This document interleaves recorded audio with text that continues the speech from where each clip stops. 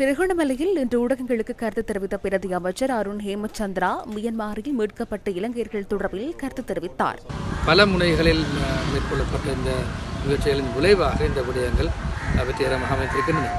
இவர்களை மிகவும் விரைவாக இலங்கைக்கு அழைத்து வரும் வேலை திட்டங்களும் தற்பொழுது இடம்பெற்ற வண்ணம் இருக்கின்றன. யாரேனும் வெளிநாடுகளுக்கு செல்ல விருப்பம் இருந்தால் நிச்சயமாக பதிவு செய்யப்பட்ட முகவரூடாக செல்லுமாறு நாங்கள் தாழ்வுடன் கேட்டுக்கொள்கிறோம். குறிப்பாக இவ்வாறான அவ்வாறு இல்லாவிடில் இவ்வாறான பல்வேறு தரப்பட்ட சட்ட சிக்கலுக்கு நாங்கள் முகம் கொடுக்க வேண்டிய நிலைமையை இன்னும் 4 நபர்கள் இருப்பதாக தரவுகள் இருக்கின்றன.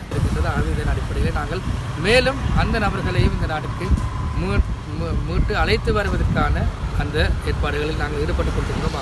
மியன்மாரில் சைபர் குற்ற முகாமில் இருந்து விடுவிக்கப்பட்ட 13 இலங்கையர்களை மீட்டுள்ளதாக இலங்கைக்கான மியன்மார் தூதரகம் நேற்று அறிவித்தது. அவர்களை பாதுகாப்பான பகுதிக்கு அழைத்து செல்ல நடவடிக்கை எடுக்கப்பட்டுள்ளதாகவும் தூதரகம் தெரிவித்தது.